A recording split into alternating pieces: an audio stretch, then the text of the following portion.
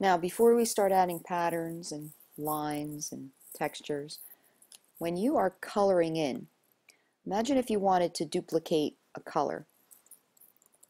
For example, I wanted this color here to be the same as that as the teal color. You can use the eyedropper tool. The shortcut is the letter I, and you can draw from the color, and you'll notice that the foreground color, once I click on it, the foreground color will change to the color whatever I'm hovering over. Okay, and then I can use the paint bucket tool, the brush tool, and just fill it in. Now, you may not like, when I zoom in, you may not like the white areas that you see. For example, around the lips. You see the white area? What you can do is color it in with the paint bucket, and when you dump the color in, every time you click, it gets heavier and heavier. Okay?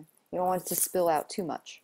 And as I said before, any areas that you don't get right away, you can just get with the brush. So it's just a matter of taste how you want it to look. Now, if I wanted to add something in the background, first of all, I should add a color. I've been telling most people to pick sort of like a gray. You don't want to pick black. And sometimes you don't want it to be a really bright color. Just keep it nice and dull. Oh, I forgot the tongue. Hold on a second. We'll make the tongue red.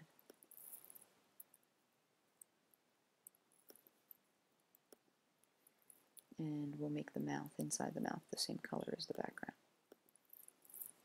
Okay. So now if I wanted to add some elements, such as stuff in the hair, maybe I just want to go with some lines. I could pick a color. You may want to pick a color that's already existing.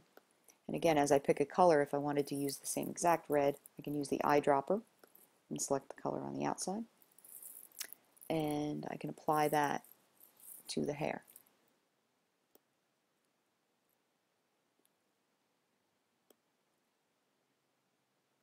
You know, maybe lines of the hair coming down. And I can just keep that going.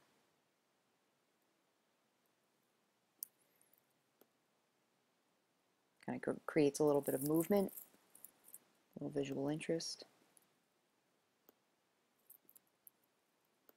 Now this is all working in one layer.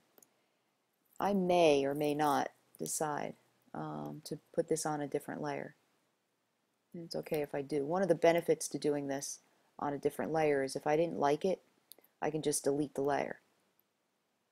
But since I'm doing this directly on the picture, I can't make any changes too easily.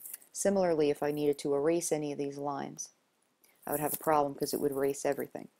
Whereas if I had a new layer and I went with these lines,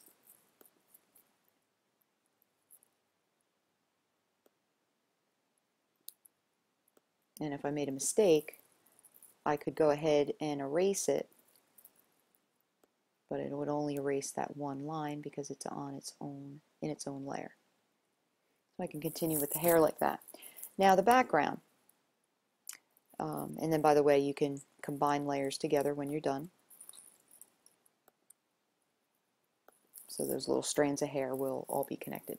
You can add some design elements into the background too. And one of the ones I saw from Little Punk People is a shape such as this. Put one in the eye before. And let's say that I wanted to do some green dots as well. So again, I can go to the eyedropper tool, go back to the brush tool,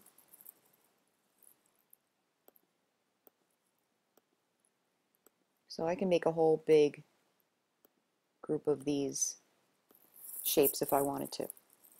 But the one thing I might want to do is I might want to create a copy of this. Now again, I put this on the same layer, so if I wanted to make a copy of it, I really can't, unless I want to select it, which would take a long time. So what I can do instead is I can make the same element on its own layer, do the same exact thing.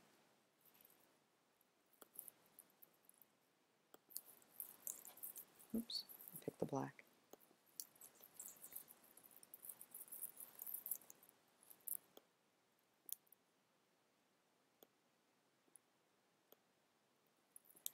changing it up now that I have a second chance. So again, if I click on the foreground color,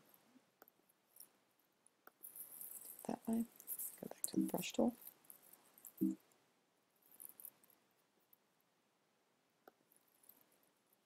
Oh, sorry.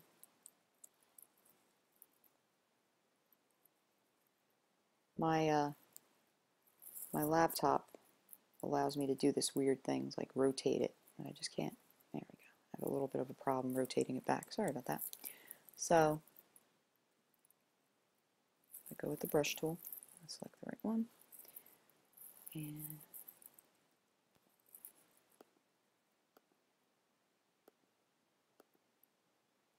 I'll just leave it like that. So now, if I wanted to make a copy, I can hit the V, which is the Move tool. I can move this around where I want. I can size it up the way I want. And I can also make copies. If I hold down the Alt button, I can make a couple of copies. I can rotate them a little bit so they look a little different. Make them bigger or smaller so they look, doesn't look like wallpaper. It looks like it was hand drawn. I can change them around a little bit. And then you can even go ahead, and if you make a good grouping of them,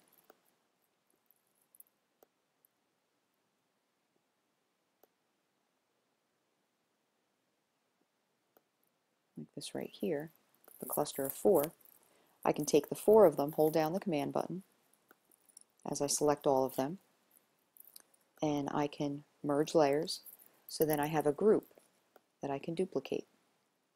So it makes it a little easier to fill up the space. Oops, sorry about that.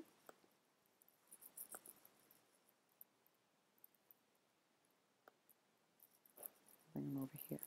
And even if I get some in the positive space on her by accident, what I can do is I can just use the eraser tool, and I can, oops, a little too eager here, I can erase